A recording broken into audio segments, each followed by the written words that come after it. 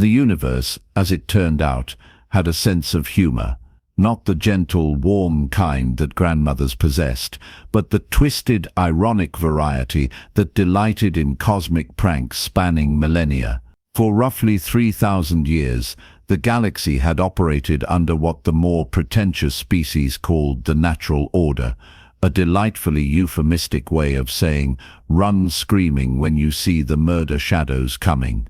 The Void Stalkers held the undisputed championship belt for galactic terror, and frankly, they wore it well. Picture, if you will, creatures that evolution had specifically designed to give nightmares to other nightmares. Standing 12 feet tall when they bothered to stand at all, they possessed the charming ability to phase between dimensions, allowing them to pop into reality wherever they pleased, like the galaxy's most unwelcome surprise party guests. Their obsidian carapaces absorbed light so thoroughly that staring at one was like looking into a hole punched through space itself, assuming space holes had too many teeth, and a disturbing fondness for psychological torture. But the stalkers weren't just physically intimidating. Oh no, that would have been far too straightforward. These delightful specimens had elevated hunting to an art form that would have made ancient Earth's serial killers weep with envy. They didn't simply kill their prey. That would have been merciful and efficient, two concepts that apparently violated their cultural values.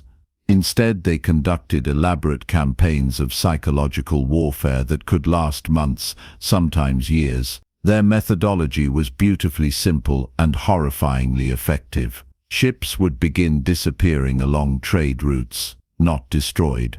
Mind you, destroyed ships left evidence, debris, some trace that could be analyzed and potentially countered. No, these vessels simply vanished, leaving behind only the occasional distress beacon broadcasting the screams of the crew. This had given rise to what the Galactic Preservation Society had designated as safe zones. These were heavily defended sectors where the various non-stalker species could cower together in relative safety, sharing their fears and developing increasingly elaborate protocols for survival. The Zephyrians had calculated 17,000 different probability scenarios for avoiding stalker attention. The Mollusk Confederation had retreated so far into their shells that they'd essentially become living asteroids. The proud warrior culture of the Crimson Hegemony had abandoned warfare entirely and taken up interpretive dance,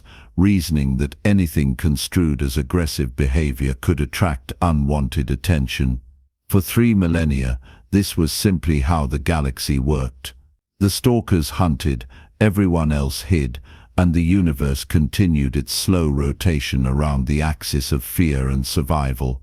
And then, as the universe's twisted sense of humor would have it, the humans showed up. Commander Vexai had been perfecting the art of psychological warfare for over 800 years. As one of the premier hunt leaders among the stalkers, he had orchestrated the psychological destruction of 47 different species across 12 galactic sectors. His techniques were studied by younger stalkers as examples of masterful prey manipulation. The stalkers had refined their hunting expeditions into things of terrible beauty, choreographed campaigns that demonstrated their absolute mastery over the psychology of fear.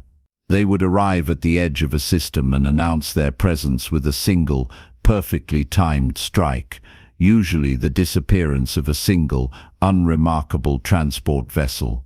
Nothing dramatic, nothing that could be immediately attributed to hostile action. Just a minor anomaly in the shipping logs. But uncertainty was far more potent than any direct threat. That missing transport could be anywhere, could return at any moment with its crew transformed into something unspeakable, could be broadcasting the location of every ship in the system to hungry predators.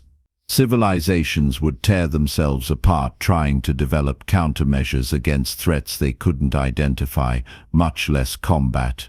So when the first reports came in about a new species, bipedal, relatively primitive, calling themselves humans, Vexhai had approached the situation with his usual methodical precision. Initial reconnaissance suggested they were unremarkable in most ways. No unusual technological capabilities, no apparent psychic abilities, no exotic biology. Perfect prey, in other words. He had begun planning what he expected to be a relatively brief campaign, perhaps a decade or two of carefully orchestrated fear, before the humans either fled their territory or destroyed themselves in paranoid desperation. He'd seen it countless times before. He had no way of knowing that he was about to encounter something unprecedented in 3,000 years of galactic dominance, a species that was genuinely, catastrophically, hilariously unpredictable. The first sign that this might not go according to plan should have been the humans' response to the standard warnings. Ambassador Thysis Cree of the Mollusk Confederation had drawn the short straw for first contact, approaching the human delegation with confidence born of long experience in these matters. The meeting took place aboard the human vessel Defiant Curiosity, a name that should have been the first warning sign. She had expected to find the usual mixture of bravado masking terror. Instead, she found herself sitting across from Captain Marcus Chen, a surprisingly relaxed human, who offered her what appeared to be a mild stimulant beverage and asked if she needed anything to help with her obvious anxiety issues. "Captain Chen," she had begun, "I must inform you that your species has entered a region of space actively hunted by entities we call the Void Stalkers. These beings represent an existential threat to all sentient life. Immediate evacuation is strongly recommended." Captain Chen had taken a sip of his beverage and nodded thoughtfully. "Right. The space monsters. Yeah, we got the memo. Thanks for the heads up. Captain, I'm not certain you understand the gravity of the situation. The Void Stalkers have terrorized this galaxy for 3 millennia. They are utterly ruthless, possess technology beyond our comprehension, and have never failed to destroy or drive away any species that has encountered them." Chen had consulted what appeared to be a datapad. "And how many of these stalker things are we talking about?" "Ballpark figure." "Intelligence estimates suggest perhaps several thousand individuals spread across." Several thousand. Chen had looked up with what might have been amusement. "In the entire galaxy. Captain, each individual stalker is capable of terrorizing entire star systems." "Right, but there are only a few thousand of them." Chen had made a note. "And they've got everyone scared because they're really good at psychological warfare, and they can turn invisible. It's far more complex than that. They can phase between dimensions, manipulate space-time, project fear directly into. But they bleed, right? They're biological entities. They can be killed." "Well, theoretically, yes, but no species has ever managed to." "Cool." Chen had stood up. "Thanks for the intel. We'll take it from here." Ambassador Thysis Cree had returned to her vessel in bewildered concern, filing a report that essentially amounted to "the humans are either incredibly brave or completely insane, and I'm not sure which possibility is more terrifying." The humans had indeed received and processed the warnings about the Void Stalkers. They'd analyzed the available data, consulted their military strategists, and reached a conclusion that would have been incomprehensible to any other species. This sounded like a solvable problem. Commander Vexhai's first encounter with humanity occurred exactly 17 days later. He had selected the human freighter Reasonable Doubt as his opening gambit, a small civilian vessel traveling alone through human outer territory. Perfect for a clean disappearance that would set the proper tone of dread. The hunt began according to standard protocol. His hunting vessel approached from a dimensional angle that made detection impossible. He activated the ship's fear resonance projectors, designed to trigger primitive panic responses calibrated for human brain chemistry. The response was immediate and completely unexpected. Unknown vessel, came a transmission. We're reading some weird energy patterns from your general direction. Everything okay over there? Vexhai stared at his instruments in confusion. The humans were actively trying to communicate with him.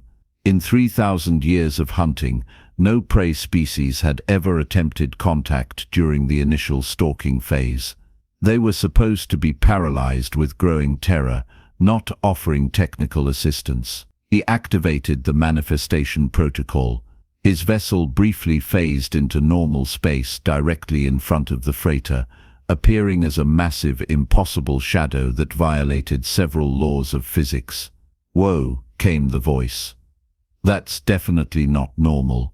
Are you guys some kind of interdimensional travelers? That is so cool. How does that even work?" The humans weren't screaming. They weren't fleeing. They weren't even properly afraid. They were curious. He projected primal terror directly toward the human vessel, his specialty technique that had broken the spirits of countless prey species. "Did someone just try to psychically probe our ship? Because that's incredibly rude. We haven't even been properly introduced." For the first time in 8 centuries of hunting, Commander Vexhai was experiencing panic. He decided to escalate to direct contact, phasing fully into normal space. "Humans," his voice echoed across dimensions, carrying the weight of eons of death. "You have entered the hunting grounds of the Void Stalkers. Your species is now marked for harvest. We will consume your fear, corrupt your hope, and reduce your civilization to whispered legends." There was a pause, during which he anticipated familiar sounds of psychological breakdown. "Hi there," came the eventual response, delivered with nauseating cheerfulness. "This is Captain Elizabeth Murphy of the Reasonable Doubt. Nice to finally meet you. We've been hoping to establish contact since we heard about you. Would you be interested in coming aboard for some coffee? We've got questions." Vexhai's hunting vessel actually recoiled. The humans had just invited their species' most feared predator aboard for a social beverage. "You do not comprehend. We are your death. We are the ending of all things." "Right, we got that from your introduction. Very dramatic, by the way. But we're really curious about the whole interdimensional hunting situation. Is this a cultural thing, or more of a biological imperative?" He activated every fear-inducing system simultaneously. Waves of pure terror rolled across space, carrying concentrated essence of every nightmare the Stalkers had ever crafted. "I think you should see this," came another voice from the freighter. "They're broadcasting some kind of psychic fear effect. Can we record that? The xenobiology department back home is going to flip." Commander Vexhai found himself experiencing something unprecedented, complete, utter confusion. What followed could only be described as the most awkward first contact in galactic history. Vexhai spent 6 hours attempting to terrorize the Reasonable Doubt crew, deploying every weapon in his arsenal of fear.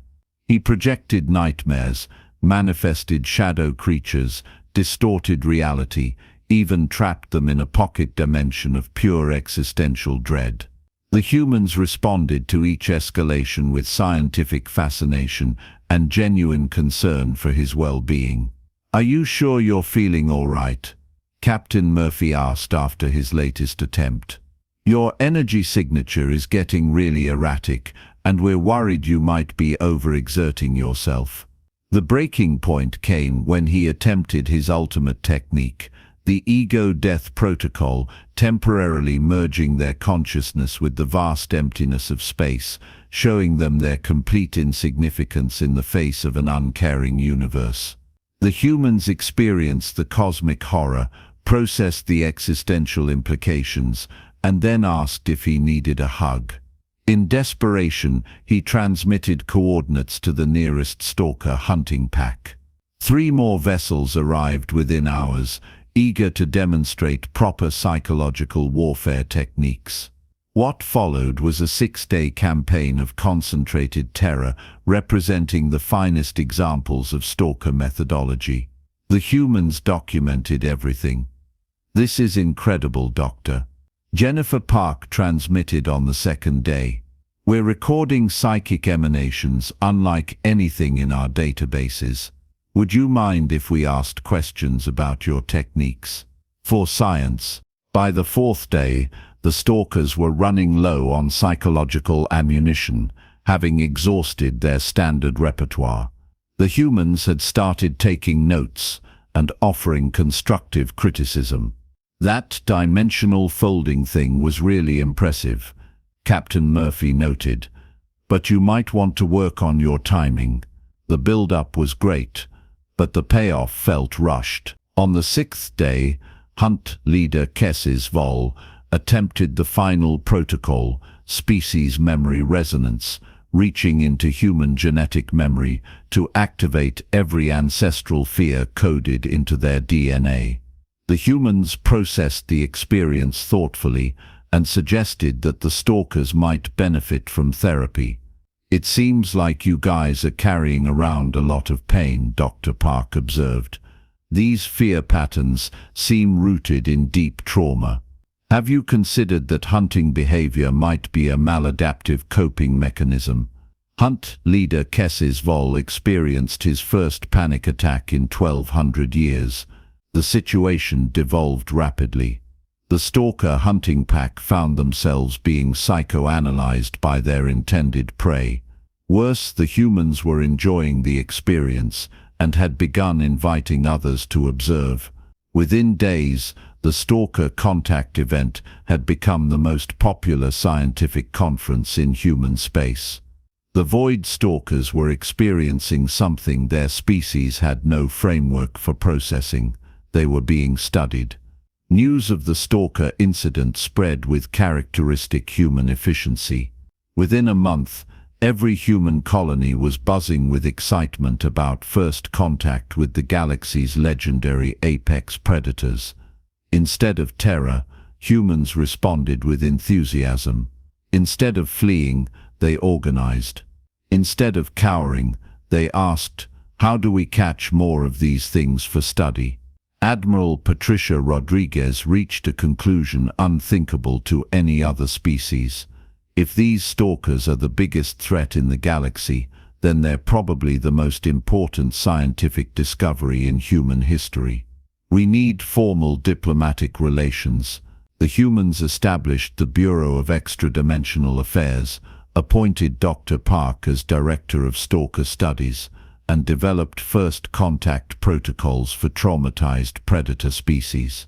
Hunt leader Kessis Vol attempted to regain control by launching a proper terror campaign against the human colony of New Bradbury. Instead of panic, the humans responded with curiosity. The colony administrator requested permission to establish a research station to study stalker activity.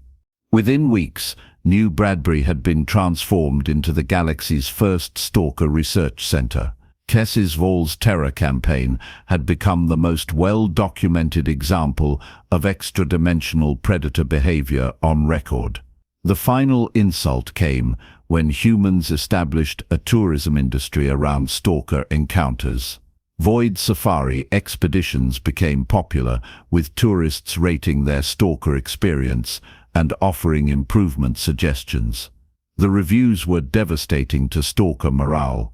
The psychological horror was pretty good, but the dimensional phasing felt dated. 3 stars out of 5. Dr. Park's research led to the stalker hypothesis that their aggressive behavior was rooted in psychological trauma and hunting campaigns were elaborate cries for help. Her recommendation was characteristically human. What if, instead of being afraid of the stalkers, we tried to help them? This led to the Galactic Rehabilitation Initiative, a human-led program providing psychological support for behaviorally challenged extra-dimensional entities. Humans had actually set up therapy sessions for traumatized stalkers. Commander Vexhai was among the first participants. During his initial session, Dr. Sarah Kim asked, "Tell me about your childhood. Were there traumatic experiences that shaped your relationship with fear?" For the first time in centuries, Vexhai found himself thinking about early stalker development. The hunting culture, the pressure to excel at psychological warfare, how young stalkers were taught their worth was measured by their ability to inspire terror. "We were taught that fear was the fundamental force of the universe," he admitted. "That inspiring terror was not just our purpose, but our identity. Without the hunt, without the fear we create, what are we?" "That sounds like tremendous pressure," Dr. Kim said sympathetically. "Did you ever want to be anything else?" The question shattered something fundamental in Vexhai's worldview. In 800 years, no one had asked what he wanted to be. "I don't understand the question," he said, realizing this admission was more terrifying than anything he'd encountered in the void between stars. The transformation didn't happen overnight, but humans approached stalker rehabilitation with methodical determination. Dr. Kim established the first stalker support group, where traumatized predators could discuss experiences in a safe environment. "I've been hunting for 1,500 years, Hunt leader Kessis Vol admitted during one session, "and I can't remember the last time I felt genuine satisfaction. When did it become so hollow?" The breakthrough came when Vexhai experienced what Dr. Kim classified as an identity crisis resolution event. He suddenly realized his obsession with inspiring fear was rooted in his own terror of being insignificant. "We hunt because we're afraid," he said, words carrying revelation's weight. "We terrorize other species because we're terrified that without the fear we inspire, we don't matter. We don't exist." As word spread that legendary Void Stalkers were attending therapy, the galactic community experienced its own identity crisis. For 3,000 years, stalkers had been the ultimate threat uniting all species in shared terror. Now they were patients. The Galactic Preservation Society held emergency sessions to address the complete breakdown of universal order. Species that had spent millennia cowering suddenly faced the possibility that their greatest fear might need emotional support. "What are we supposed to be afraid of now?" echoed through diplomatic channels. Without the stalkers, the galaxy's political structure faced existential crisis. Humans, oblivious to the chaos they'd unleashed, continued rehabilitation efforts with characteristic optimism. They established the Interspecies Trauma Recovery Center, expanded therapy programs, and organized cultural exchange events between former stalkers and previous prey species. The first Healing Through Understanding conference was attended by over 3,000 beings from 47 species. Former hunt leader Vexhai gave the keynote address on overcoming predatory conditioning through therapeutic intervention.